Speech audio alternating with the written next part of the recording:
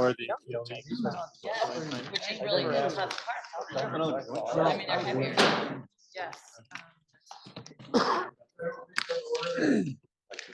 Today's rehearsal will be conducted by Reverend Tom Hardy of the United Congregational Church of Bethel.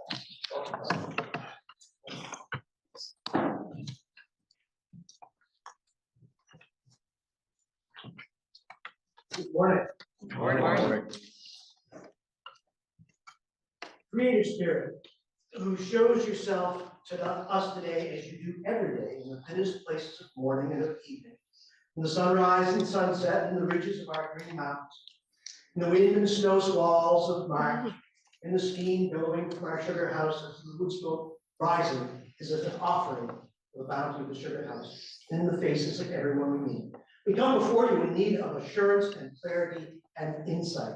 For who among us knows all things and sees all things, overwhelmed by the abundance of competing needs we come, confused by possibilities, limited by our own experiences, impossibly deafened and blinded by our own prejudices, not in malice, but in our own parochial views. We need the perspective of diverse views to assist us in fleshing out our ideas and concepts of justice, wanting to do that which is just and right, desiring to do what is most needed. So we ask in this time for ears to hear and eyes to see, for minds to discern, and for the energy and courage and strength and bravery to do all that we need to do. So ground of our being, we ask for strong voices.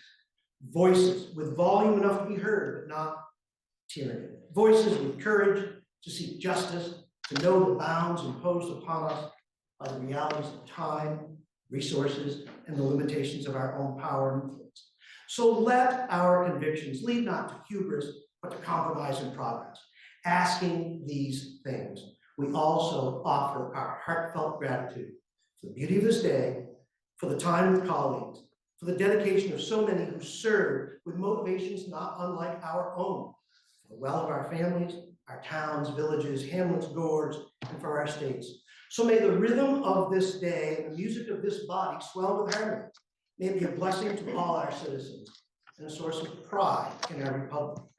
For all those who hear the melody of those still struggling to learn the rhythm and time, we give thanks and we say, so may it be.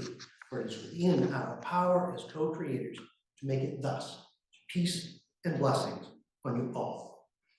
I would ask, please, that we all also keep Corporal Vitale of the State Police and his family in our thoughts and prayers.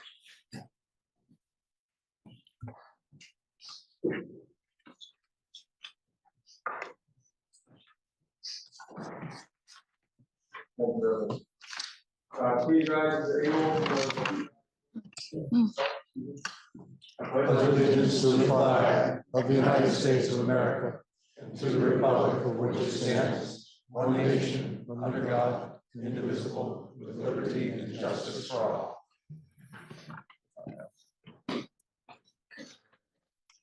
Are there any announcements? Seeing none, we have a few bills for referral on the calendar for notice. S-184 affecting the revenues of the state will be referred to the Committee on Finance. S-254 also affecting the revenues of the state will be committed to the Committee on Finance, and S-206 affecting the expenditures of the state will be referred to the Committee on Appropriations.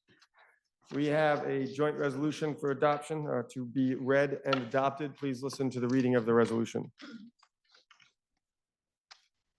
Resolved by the Senate and House of Representatives that when the two houses adjourn on Friday, March 15, 2024, it be to meet again no later than Tuesday, March 19, 2024. Now you've heard the reading of the resolution. The question is, shall the Senate adopt the resolution? Are you ready for the question? If so, all those in favor, please indicate by saying aye. Aye. Those opposed indicate by saying nay. The ayes have it, and you have adopted JRS 48. We have two House bills for reference, the first being H 629, which passed the Senate on February 29th. Please listen to the first reading of the bill by title. H 629, an act relating to changes to property tax abatement and tax sales. Now you've heard the first reading of the bill is referred to the Committee on Finance. We also have H 694, which passed the House on February 27th. Please listen to the first reading of the bill by title. H694, an act relating to sexual exploitation. You've heard the first reading of the bill is referred to the Committee on Judiciary. That will bring us to the orders of the day. Our first item up for consideration is Joint Senate Resolution 41 relating to the Postal Service. It was referred to the Committee on Government read it first time and referred to the Committee on Government Operations, which recommends that the bill ought to pass. Please listen to the second reading of the resolution. JRS 41, joint resolution requesting that the U.S. Postal Service reestablish as rapidly as possible a full-service U.S. Post Office in downtown Montpelier. Now you've heard the second reading of the bill for the report of the Committee on Government Operations, the Senator from Washington County. Thank you, Mr. President. JRS 41 is a resolution sponsored by your Washington District Delegation, expressing our frustration on behalf of the people of Montpelier with the fact that after the July flooding, the federal government still has not reestablished a post office in Montpelier. In addition to the inconvenience this poses, as noted in the resolution, I also want to point out that the lack of a post office in our downtown is an equity issue for people who don't have access to a car or have other mobility issues. It has economic impacts as it is cumulatively costing Montpelier businesses a significant amount of money as they now have to take time to drive out of town to put packages in the mail. And it is particularly disturbing that it is an issue of access to democracy in an election year as it impedes residents' access to voting by mail. Our federal delegation is working on this issue on our behalf, but unfortunately there is still no plans to reestablish a post office in Montpelier. Ultimately, this resolution requests that the U.S. Postal Service reestablish as rapidly as possible a full-service U.S. Post Office in downtown Montpelier, and we'll be mailing a copy of this resolution to President Biden and Postmaster DeJoy. And as you might expect, we'll have to drive to Barrie to do that. The Government Operations Committee approved this resolution 600 and asked for the body to concur. Thank you. You've heard the report from the Committee on Government Operations. The question is, shall the resolution be read a third time? Are you ready for the question? If so, all those in favor, please indicate by saying aye. Aye. Those opposed indicate by saying nay. The ayes have it, and you've ordered third reading of JRS 41. We now have up for consideration S187. S187 was the second reading passed, and the third reading has been ordered. It is an act relating to student application of sunscreen and car seat safety. Are there any amendments before third reading? Seeing none, please listen to the third reading of the bill by title. S187, an act relating to student application of sunscreen and car seat safety. You've heard the third reading of the bill. The question is, shall the bill pass? Are you ready for the question? If so, all those in favor, please indicate by saying aye. Aye. Those opposed indicate by saying nay. The ayes have it, and you've passed S187. We now have up for consideration S302. Third reading was ordered. It is an act relating to public health outreach programs regarding dementia risk. Are there any amendments before third reading? Seeing none, please listen to the third reading of the bill by title only. S302, an act relating to public health outreach programs regarding dementia risk. Now you've heard the third reading of the bill, and the question is, shall the bill pass? Are you ready for the question? If so, you can sit down, it's okay. All those in favor, please indicate by saying aye. Aye. Those opposed indicate by saying nay. The ayes have it, and you have passed S302. We now have up for consideration S109. S109 was read the first time, referred to the Committee on Health and Welfare, which considered the bill and recommended that when amended, the bill ought to pass. The bill was then referred to the Committee on Appropriations that also recommends that when amended, the bill ought to pass. Please listen to the second reading of the bill. S109, an act relating to Medicaid coverage for doula services. Now you've heard the second reading of the bill for the report of the Committee on Health and Welfare, the Senator from Chittenden Central. Good morning, Mr. President. S109 is a bill that requires DVA, the Department of Vermont Health Access, to reimburse qualified doulas for doula services in Vermont. There are about 70 to 100 doulas statewide.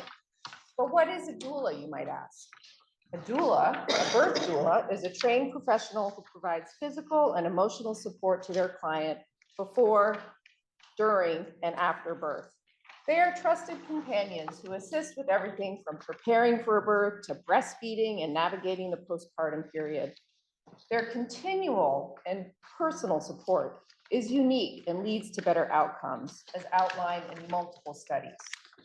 Whereas typical healthcare providers have shifts and they care for multiple people at once, a doula often works with just one family at a time for months at a time. Once they join a family in labor, they are there for the duration, no matter how many hours or days it might take. There's strong evidence that having a doula present at birth reduces health disparities in maternal and child health outcomes. It's safe, and it's aligned with Vermont's health reform efforts. And according to Blue Cross and Blue Shield, the cost of a vaginal birth can range from $9,300 in Morrisville to close to $29,000 in Burlington. A cesarean section can cost $20,000 at Copley or $35,000 at UVM Medical Center. The cost for a premature birth can be $61,000 and just scratches the surface of the NICU costs. You can see that the cost difference between a healthy vaginal birth at term and a preterm birth with complication is really significant.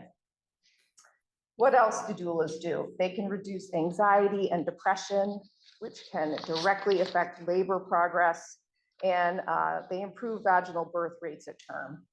With a birthing person, when a birthing person has a trusted person in their corner to help advocate for them, it makes an enormous difference in health outcomes. In the postpartum period, as I mentioned earlier, doulas have shown to increase breastfeeding rates, which has significant implications for a baby's lifelong health.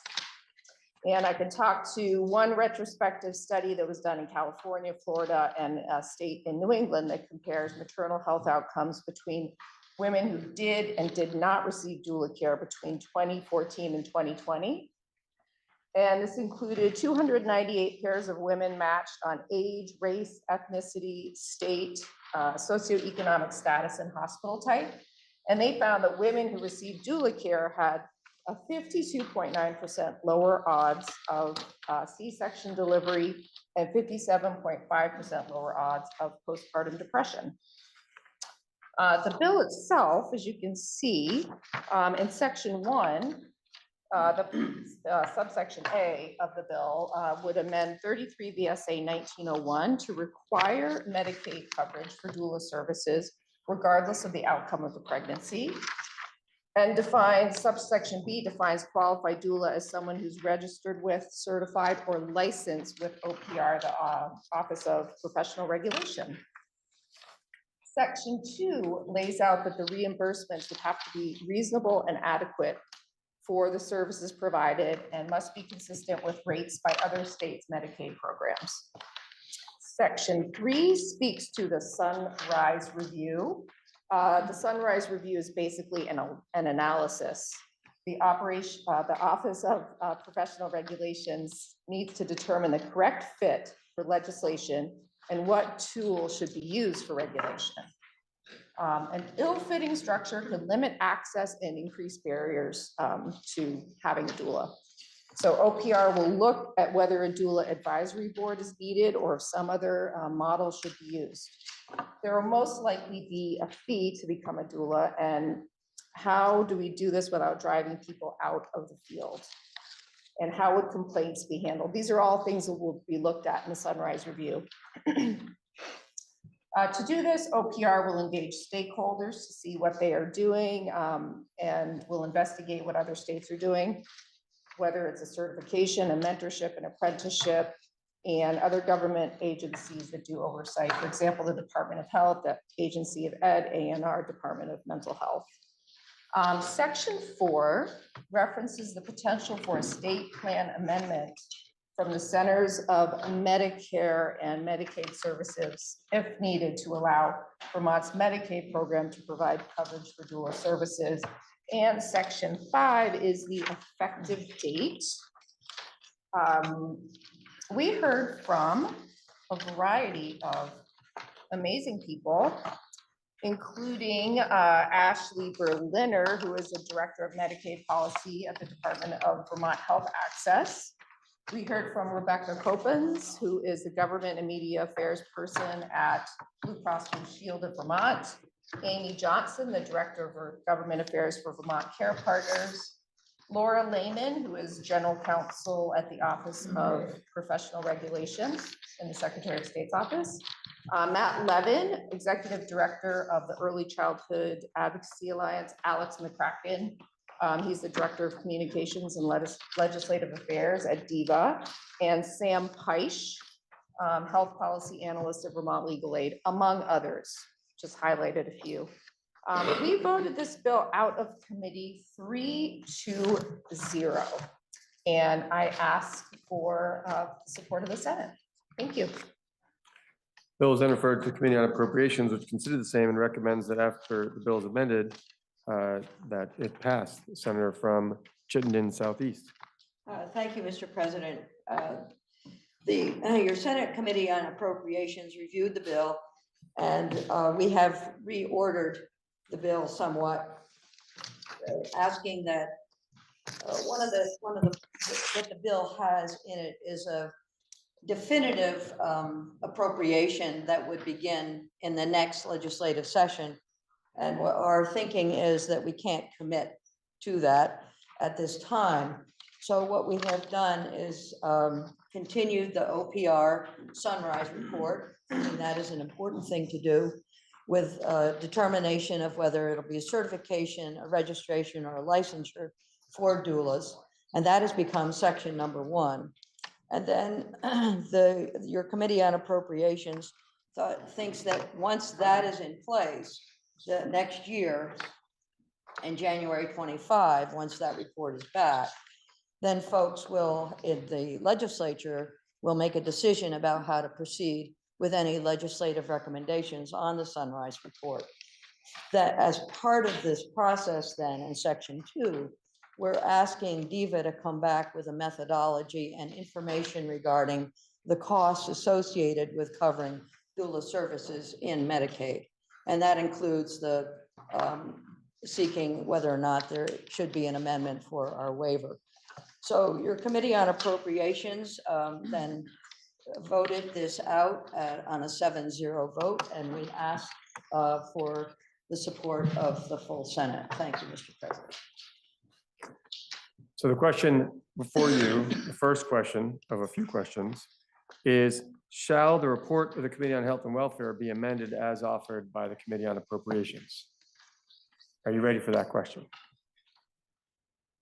If so, all those in favor, please indicate by saying aye. Aye. Those opposed indicate by saying nay.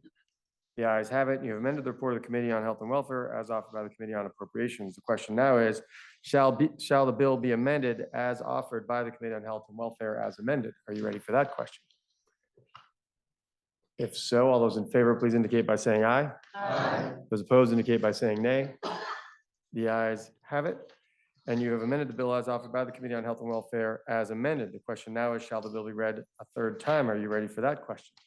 Senator from Bennington. Thank you, Mr. President. May I inquire of the presenter of the bill? The senator from Chittenden Central is interrogated as a reporter of the bill. Thank you, Mr. President. This is just clarification.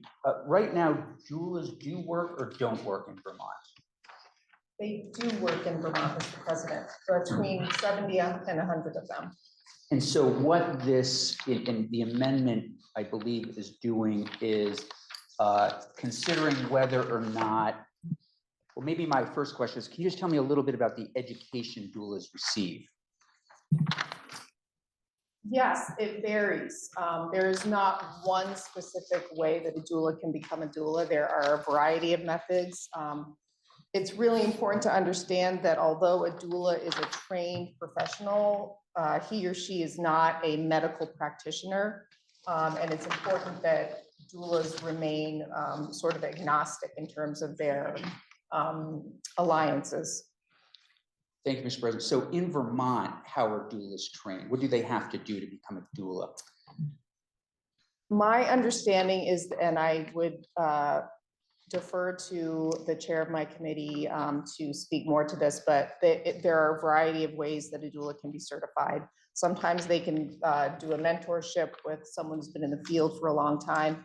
They can get certified. They can work with a board out of state. There are just multiple ways of doing it, of becoming a doula. So is this bill clarifying in any way how, excuse me, how a doula would become certified? Yes, so part of the Sunrise Review is going to look at how we in the state of Vermont will regulate doulas. And part of that will be looking at what the certification process will look like. Thank you, Mr. President. I thank the senator. Thank you. Senator from Washington. Thank you, Mr. President. I'm just confused on the actions we took. We passed the amendment from appropriations was a strike all, and then we passed the amendment from health and welfare, which was also a strike all. So So the third reading is on which strike all. happy to clarify. The first vote was to amend the health and welfare report as offered by the Committee Appropriations. So the Appropriations Amendment struck the complete amendment of the Health and Welfare Committee. And then the second vote was to adopt the Health and Welfare Report as amended. So the language that is now in the bill would be the Appropriations Committee language, if that's Thank you. helpful. Question is, shall the bill be read a third time? Are you ready for the question? If so, all those in favor, please indicate by saying aye. Aye. Those opposed indicate by saying nay. The ayes have it. You have ordered third reading of S-109. We now have up for consideration S-189. S-189 is read for the first time for the Committee on Health and Welfare, which considered the same and recommends that when amended, the bill ought to pass. Please listen to the second reading of the bill. S-189, an act relating to mental health response service protocols. Now you've heard the second reading of the bill for the report of the Committee on Health and Welfare, the senator from Chittenden Southeast. Thank you, Mr. President.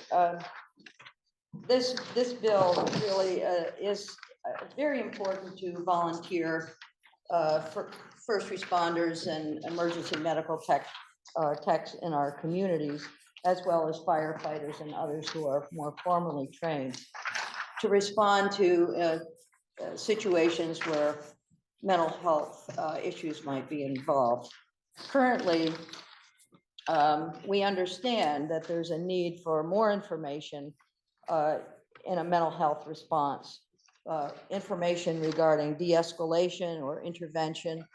And we've heard from folks regarding, I personally have heard from people as far away, not very far away from here, so the Northeast Kingdom, but far away from my district, but have heard that they don't know what to do when they are confronted for a mental health response. When we listen to folks about the education that's available for our emergency medical folks, we heard that in 2017, 4 emergency technologists were trained.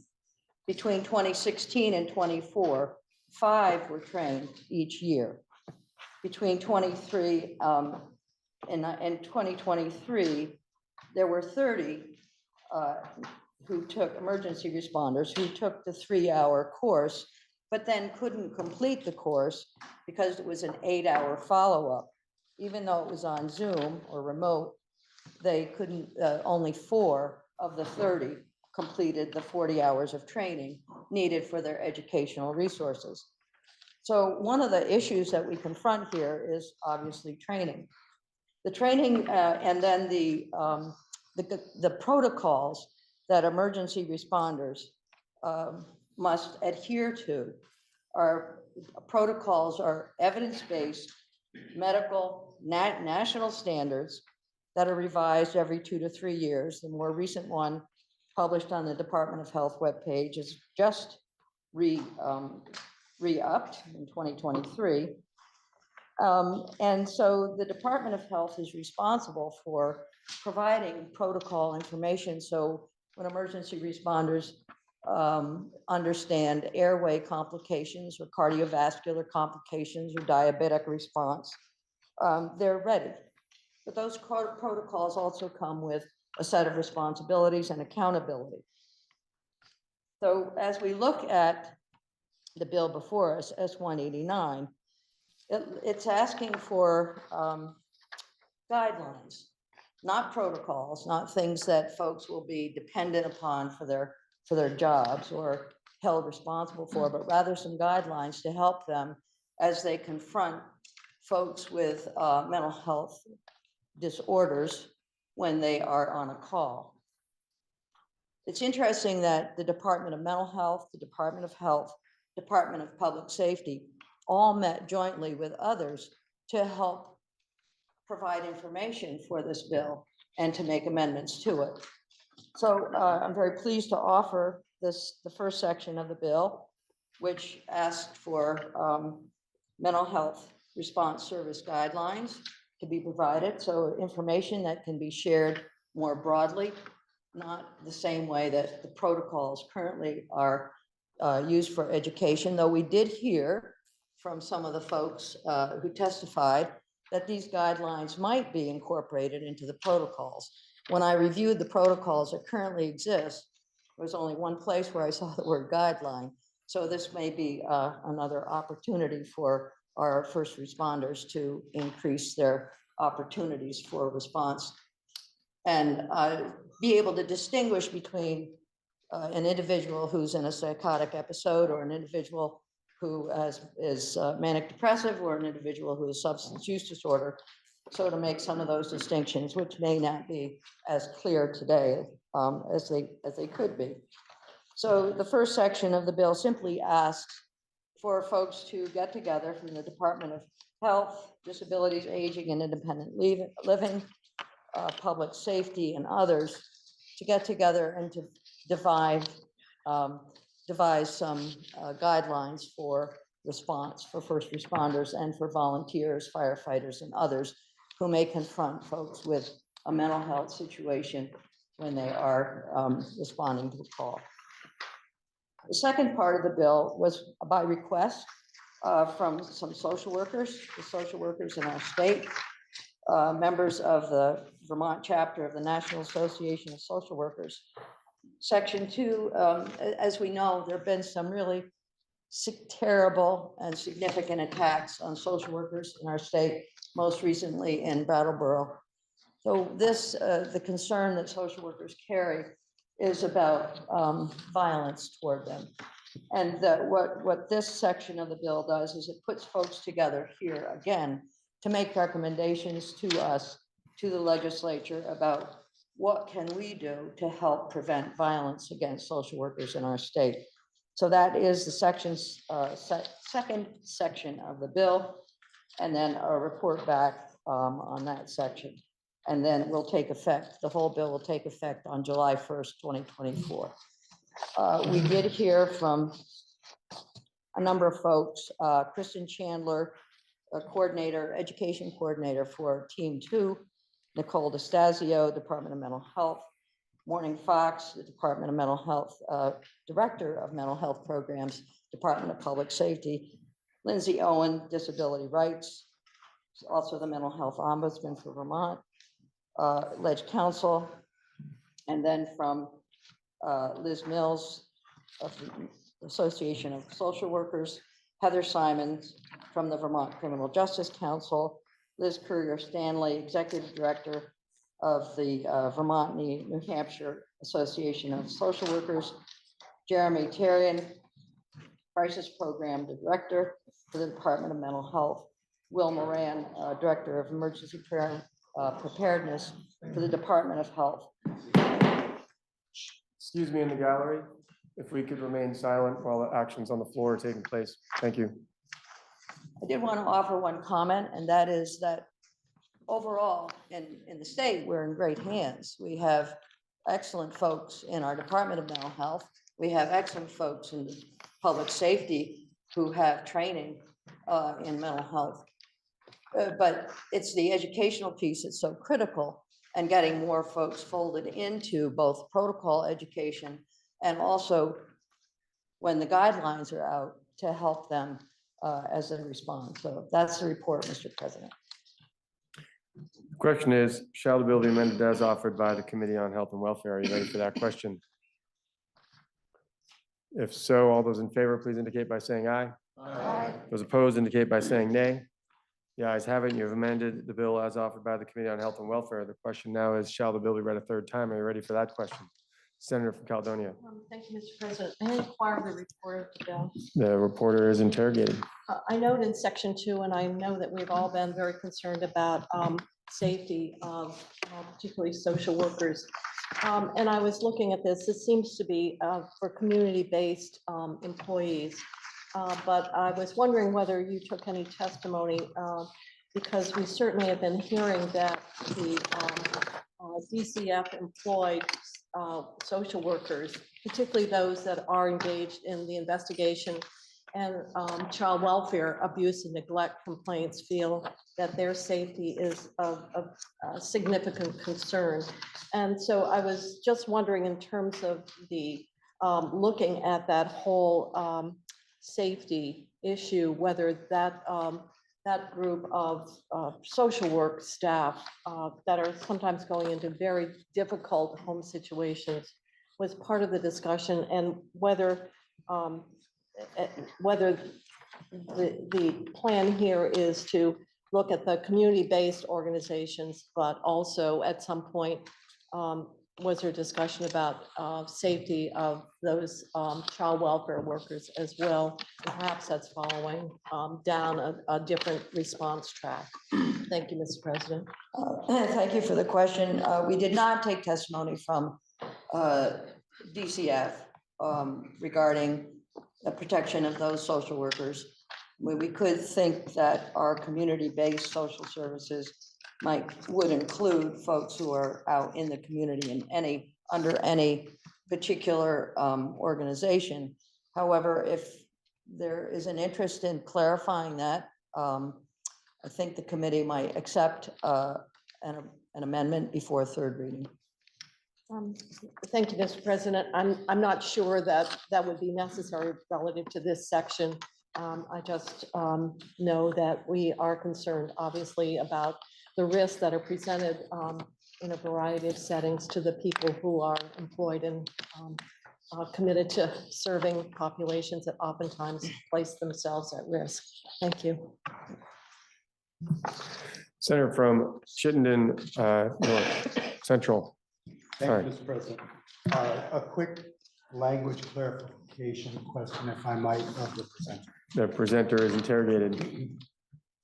On page 493, Mr. President, and this is section 2, subsection 2, the language reads, in advance of the meeting or meetings described in this subsection, the participating community-based social service organizations and professions may review both studies-related social service provider safety and individual social service provider safety experiences. I'm wondering, that phrasing may review both studies-related social service provider safety. Is studies related meant to be hyphenated, in which case it would make sense to me, or is a word missing because as written, it doesn't quite make sense to me? Thank you, Mr. President. Actually, I have on my page the word "to" written between related and social service. That would help. I think that clarifies. Is that a Scribner's area? With consultation of the secretary, we will consider that a Scribner's error, and that will be corrected before the final passage. Thank you so much. The question is, shall the bill be read a third time? Are you ready for the question? If so, all those in favor, please indicate by saying aye. Aye. Those opposed indicate by saying nay. The ayes have it, and you have ordered third reading of S 189. We now have up for consideration S 191. S 191 is read for the first time, referred to the Committee on Education, which recommends that when the bill is amended, it ought to pass. Please listen to the second reading of the bill. S 191, an act relating to New American Advancement Grant applicants. Now you've heard the second reading of the bill for the report of the Committee on Education, the senator from Wyndham. President, S 191 is located on page 493, with the majority of the bill located on page 494. This is a bill that would change the residency requirements for new Americans to access advancement grants to the Vermont Student Assistance Corporation, which I'll refer to as VSAC for the rest of this presentation. The second part of this bill would maintain a policy for incentive grants, which affect tuition.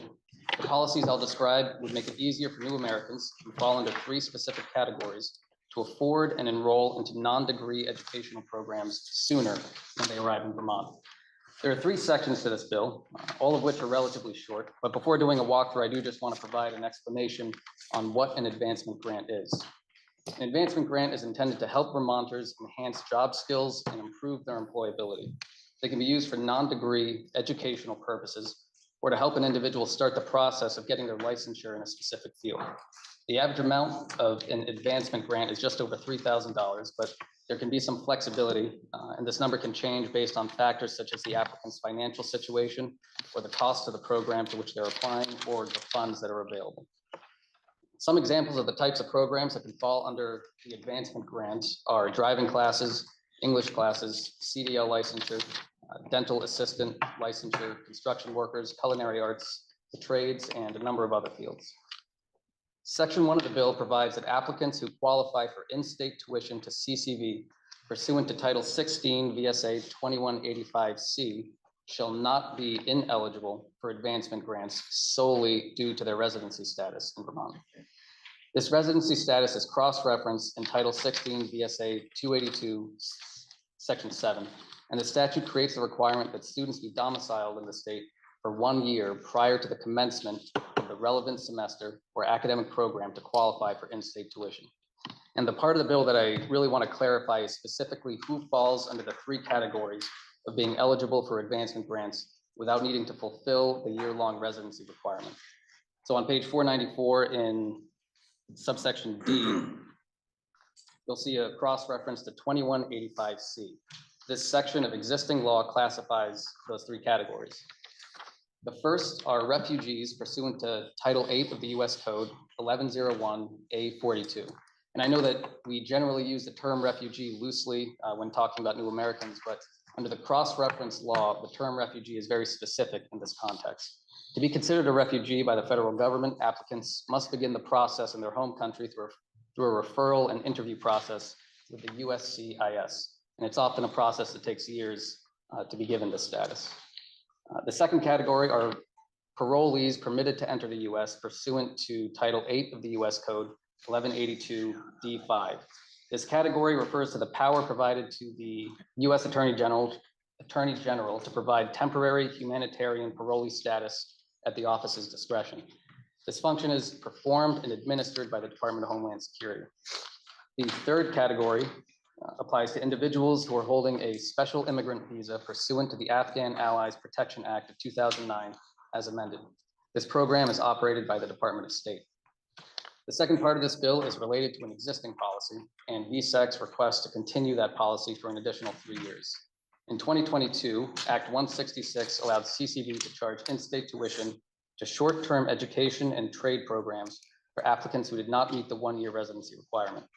VSEC describes this program as one that allows students to begin a path to more extensive education and training. The applicants in this section also fall under the categories, the three categories that I just described under 2185C. And Section 3 is the effective date. Additionally, this bill does not appropriate any new funds, and we also heard from our joint fiscal office that this bill would have no fiscal impact. And I just want to conclude by saying that I believe it's especially important to focus on the social aspects and the community integration of new Americans into our state. There are many factors that go into making immigration successful, and one of those factors is ensuring that folks from different parts of the world feel welcome and safe in our communities. Additionally, it's also important to consider the economic and workforce aspects of immigration. Specifically in Brattleboro, we've seen a large number of new Americans who have arrived here through partnerships with local organizations and the USCIS, which stands for the US Citizenship and Immigration Services. Many of the new Americans I've met in Brattleboro, a majority of whom are Afghans, are very eager to work and fill positions in much needed areas. I've met and heard from folks, from new Americans who are working here in lumber yards, fuel delivery businesses, the service industry, and a number of other areas. I believe this bill will continue to help new Americans who want to start their new life in Vermont by allowing them more efficient opportunities to become members of our communities and our workforce while filling much needed roles. Our witness list, we heard from Legislative Counsel, we heard from the President and the General Counsel of VSEC, the Senior Program Officer of the New Vermonter Education Program from World Learning in Brattleboro, Joint Fiscal Office, and an immigration attorney located in Burlington. The committee vote was 5-0-0, and I ask for the Senate support. Now you've heard the report of the Committee on Education. The question is, shall the bill be amended as offered by the Committee on Education? Are you ready for the question? If so, all those in favor, please indicate by saying aye. Aye. Those opposed indicate by saying nay. The ayes have it, and you have amended the bill as offered by the Committee on Education. The question now is, shall the bill be read a third time? Are you ready for that question?